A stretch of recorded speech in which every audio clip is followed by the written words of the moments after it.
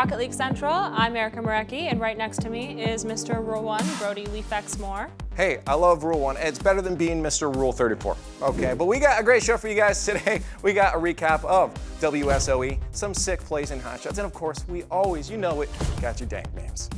Before we shift into high gear, I have a question. Okay. What about the best, worst, or underrated extra modes in Rocket League? Extra modes? Why can I play extra modes? I'm a sweat. I'm a try-hard. No, I do play a little extra modes just because it's the easiest way to get your Grand Champ or SSL titles in the game.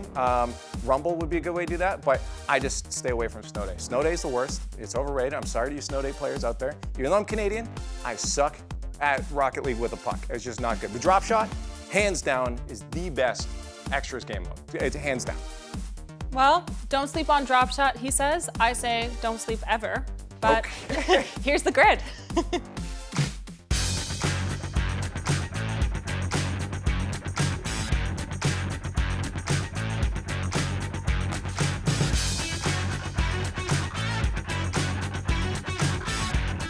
Another World Series of Esports Rocket League online tournament has come and gone, so let's take a look and see who came out on top. The event kicked off with an open qualifier held during the last weekend of October, the victor and undisputed hero of which was the Atlanta-based team Ghost Gaming. After a crushing 3-0 defeat against All-Mid in only their second match of the top 32, Ghost Gaming buckled down.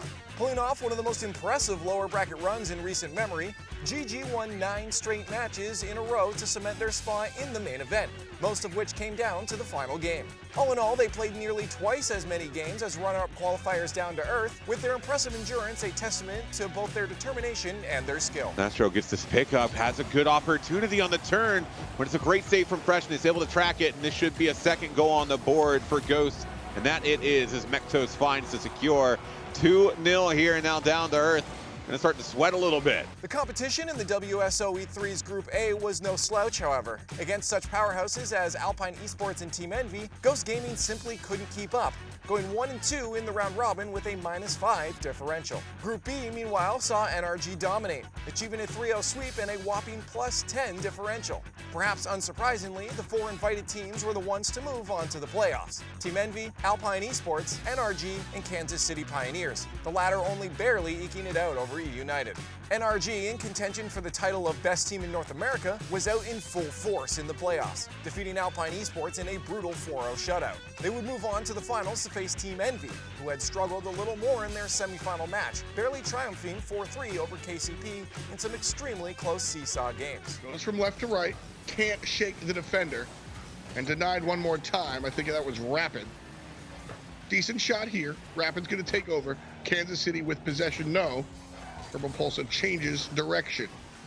Missed to Turbo, inside! Before the finals began, however, there was a score to settle. A battle for the bronze between KCP and Alpine Gaming. By this point, Alpine Gaming had played 4 matches, all but one of which had gone all the way to the 6th or even 7th match of the best of 7. Despite this grueling record, they managed to clinch out an impressive win in yet another 7-round set, finally clutching it out following 2 back-to-back overtime games. They walked away with the $1,000 third-place prize and will hopefully get some well-deserved rest. And a good transition from them. This could be it as they're going for the bump. It's a read. It's a save. Beautiful one after another. But it came in, bounced in. It's going to be Percy. He puts it away, and Alpine in 7 in overtime. Get it on the transition.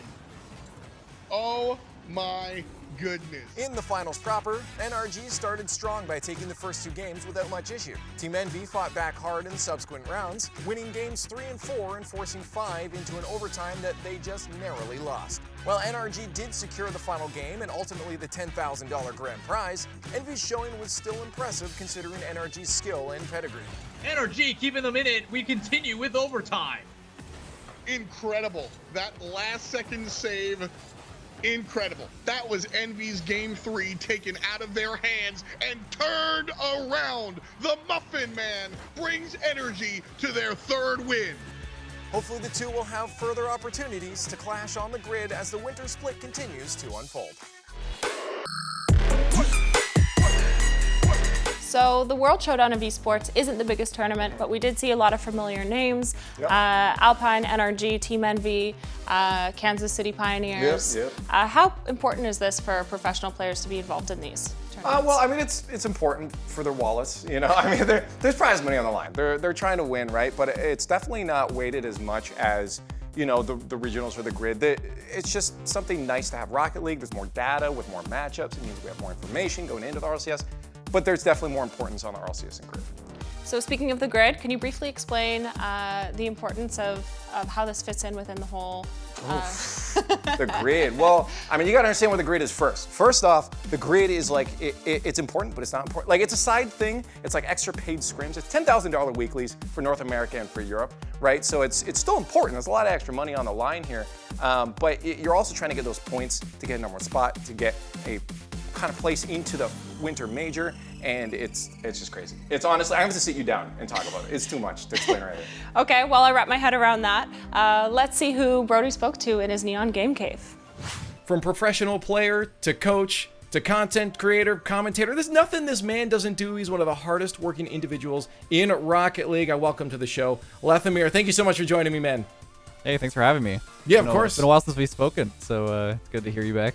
Last time we were hanging out was we were commentating. You've literally done everything. Yeah. It's you haven't stopped. I want to talk about that journey, man. I want to talk about your Rocket League career, basically, because you know, you went to school for something else, and then all of a sudden you started professional playing, and then it just evolved to Rocket League. I feel like Rocket League's severely changed the trajectory of your life here. So let's walk through that. You went to school, I think it was for engineering, correct? Yeah, so it was electrical engineering, and it's funny because I wouldn't be where I am in Rocket League without that experience too, because you learn how to learn, number one, and then number two, a lot of what I do with like making maps and stuff, because I make maps in Rocket League, is from electrical engineering, just from the courses and stuff I learned on my own. So I was transitioning, I guess, from that to Rocket League full time, you know, around fourth year, the final years of my school. And I was juggling both at the same time, so it was pretty rough, but I'm glad I did, for sure, because it paid off. But yeah, I think it was valuable to go through school to make sure I had a good education. I do want to step it back here and talk about these transitions. You know, again, you started as a professional player. A lot of people know you in the scene. You're an OG, and you've been there for a very long time in the top play. And in all honesty, I feel like you probably could still hang up there just from watching you play still. But what was the thought process to say, you know what, I want to move from professional play into these other things here? Because I feel like there was a strategy to it. I mean, so like I started to be established as, you know, that 1v1 player that was, you know, moving up in the ranks in North America early on. I won a few tournaments in 1v1 against really notable players at the time, so I was getting noticed as, you know, one of the top players in North America at the time, early 2016 and 2017. And I was like, you know what, I already knew that, like, I always think about things strategically, and I'm not saying that that's why I started YouTube. I think I just enjoy entertaining people and stuff, but I was told by many people that I should start recording videos, just, you know, ranked gameplay, and that's what Squishy was doing back in the day too, and he started getting really noticed, so I knew it was possible to, you know, to get somewhere with it, and people had interest in knowing how to play the game better and stuff, and I wanted to help teach people. So Floomp was actually the first person who made me record a video. He was like, you know what, he did this 1v1ing a pro series back in the day, and he said, why don't you record your side as well? So I did, and then I posted it, and you know, I didn't expect anything of it. Like, I didn't know how many people knew who I was and stuff. RLCS is definitely like huge in my start because people knew the names. They would just search it up, be like, okay, this guy's pretty good, let's see if he has anything going on his own. So yeah, I mean, I want to focus more on that the process of moving from different like they're different skill sets. I mean, playing is different than coaching, is different than commentating, is different than creating content, is different than making maps, right? So these are obviously all different skill sets. Do you find that's a big drive to want to keep doing all these things? Because you joined me commentating not too long ago. Like, do you feel like they all have enough of a unique thing to learn that's what drives you to continue to diversify? Yeah, I think it's just like I'm an opportunistic person, I guess is the word. Like sort of like a yes man. I don't want to say no to things just because different is, you know, interesting, keeps me distracted, you know, from anything, like especially right now with the whole world, you know, in a situation like this. It's just nice to distract myself and and also help other people. Like, you know, like the grid was nice to help out when the org needed people to commentate for them.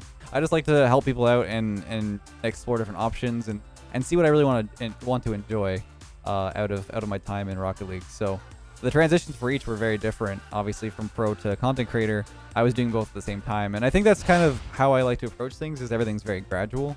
I don't like to full send into something. Like, I wouldn't just go, oh, I'm gonna do content, even though like I started it off as a hobby. And I think that's very important, is that even when I started playing Rocket League professionally, it started off as a hobby that I wouldn't say I did full time. So with the intent, everything was with the intention to just do for fun. And when my interest became a talent, and that talent was, you know, sought out by people, content-wise, that's where it kind of blew up. The man never sleeps, and even when he does, he's dreaming of Rocket League. Lethamyr, thank you so much for joining me. It was great talking to you, buddy.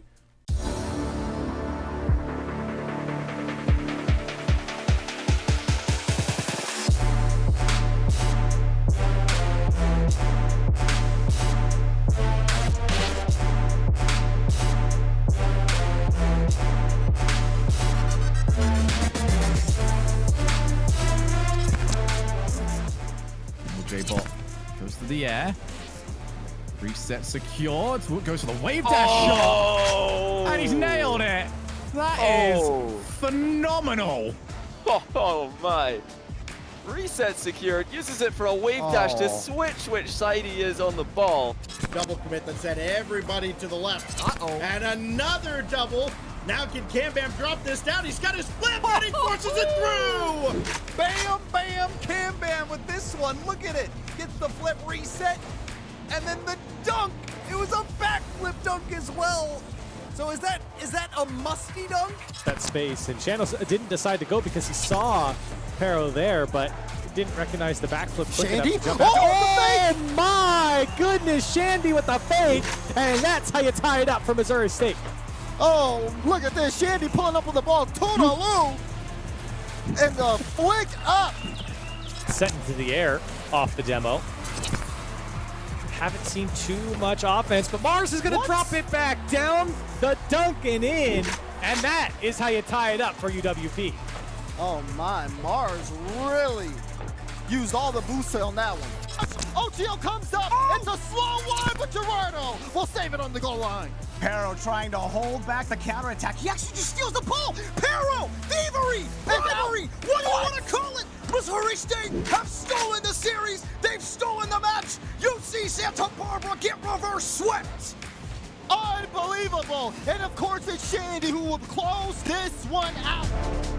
On net, Nox is turning in front. USF Gold scrambling for anything, and the Cat Engine comes through. Oh my goodness! Gets demoed, buddy! What? We've experienced an anomaly. Look at this. Look. It didn't even look real. Wow.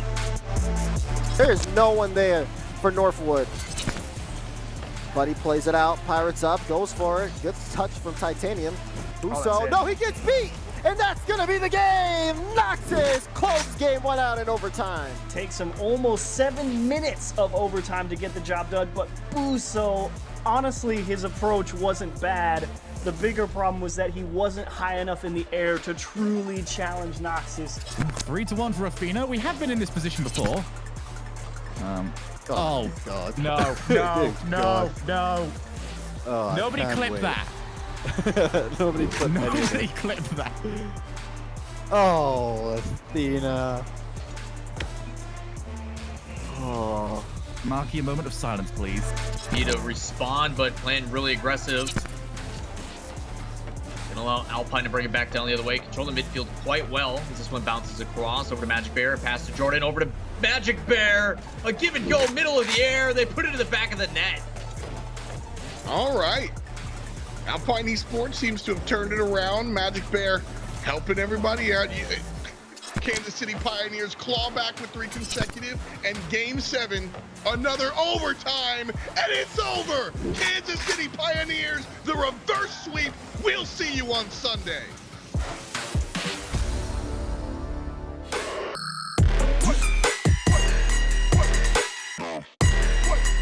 You know, Hotshots always gives me examples of things that I should be working towards. But, Erica, I don't want to work right now. So I'm going to do something I know, and that, of course, is memes. It's time for the Breakout, and Pablo603 is going to start us off by giving us an example of Rocket League in real life.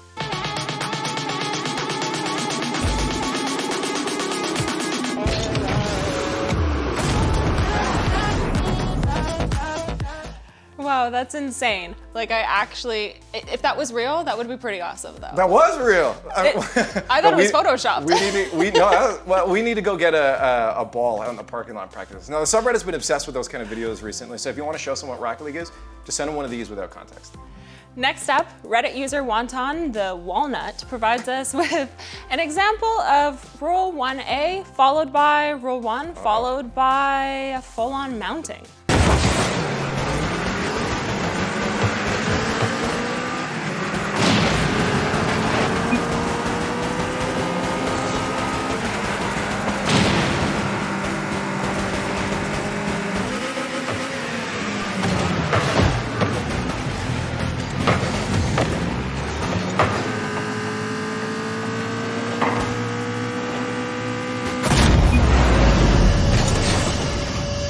That was a better love story than Twilight. Not that it was a good one, but... We talked about Rule 34 off the bat. I did not realize it was going to come full circle, but I should expect everything of this. Let's move on to something a little more family-friendly here. Balanced Waffle has put together a little Tron concept in Rocket League, so let's take a look at the montage he's put together for us.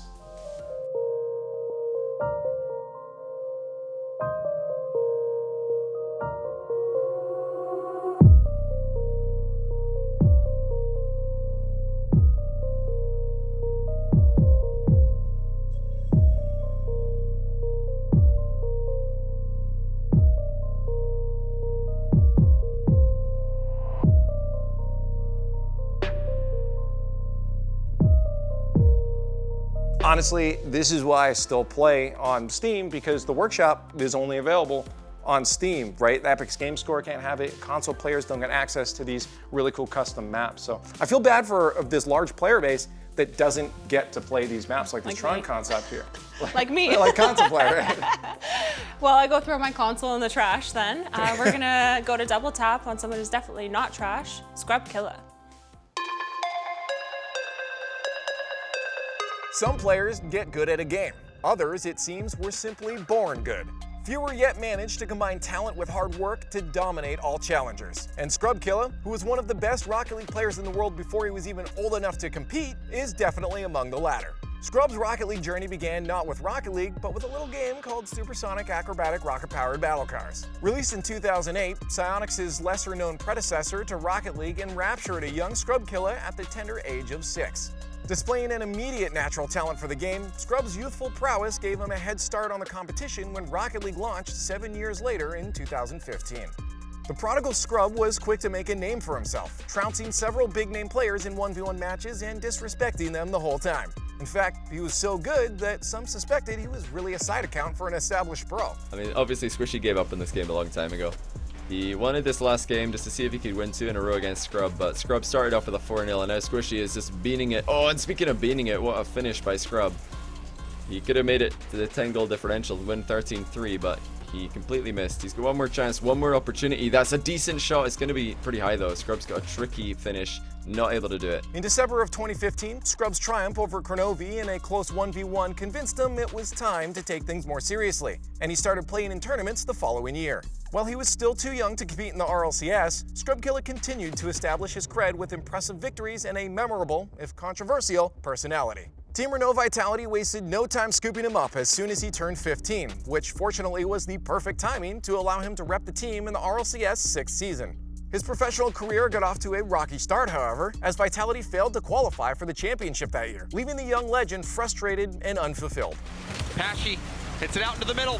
Fruity, that shot off the backward to Demo. Farah, he hit it! And PSG is going to Las Vegas! In a major upset, they take out Vitality, nearly getting the sweep, and Vitality fought for it. They took 2 back. A roster shakeup and newfound resolve gave birth to a whole new Vitality leading into Season 7. This time, Scrub swore, would be different. And Vitality made good on that pledge, winning the Season 7 European Series with explosive aplomb. Can they reach the summit? Alpha, he might have something to say about it. Scrub, has the save out to the back wall. K-Dop catches, makes Bluey miss, trying to fight Devo for the ball. Back gets the fairy peak, and it's denied by Devo. Barcelona's goaltending has kept them alive in game number 6. Alpha, it's not the best touch. The demo opens the net. K-Dop strikes, and Vitality are your European regional champions. And how fitting that it's K-Dop. With his confidence restored, Scrubkilla set his sights on the World Championship. Having proved his skill was no fluke, it was now time to prove that he could compete with the best of the best. Racking up win after win in the World Championship playoffs, Scrub and his Vitality cohort seemed unstoppable. It would all come down to one final match against G2 Esports, the Season 5 champions who never failed to get impressive results. K-Dop, bad touch, and able to get back to it. Scrubkilla now booms it back downfield. Rizzo around the corner. Scrubkilla has the demo. K-Dop around. Fairy Pig's down. Fairy Pig scores! And with that, Vitality take it all! In the end, Vitality crushed them, winning 4-1 to emerge victorious as the kings of Season 7. Scrubkilla even earned himself the World Championship MVP award, walking away with an extra accolade on top of the distinction of being the youngest ever world champion. Though he fell an agonizing 1 goal short of becoming back-to-back champs in the Season 8 Grand Finals, Scrub's legacy was long since cemented. He had nothing left to prove, and will forever be remembered as a legend, not just in Rocket League, but in esports at large. I want to keep winning. I'm not stopping right now, so 2020, I'm looking forward to it. It is so crazy to think that there are so many players out there that are being scouted before they're even 15 years old. Do you have any thoughts on, you know, not just gaming, but esports in general, on the age limits? Should there be any? When you say, do you have any thoughts, you got to give me more than an outro to say. I need like 10 minutes on this subject, in all honesty. I always have opinions. It's tough for these players. 15 years old is honestly still pretty young. You know, I was still playing Pokemon, picking my nose, you know, reading Harry Potter at that age, not signing Sounds like a you problem. Okay, well, not signing contracts or dealing with fans in a professional environment, right? So I feel like 15 is really that cutoff age. If you go any earlier than that, it's way too soon. So I need more time to talk about this, man. Well, we'll save that for next time then. That's all the time we have for today. So you can catch more of our content on YouTube and of course on Twitter at WatchRLC. Thank you guys so much for watching, and to send you out, here is your weekly Backfire. Bum, ba, bim, bum, ba, bim, bim, bum, bum. Bum, bum.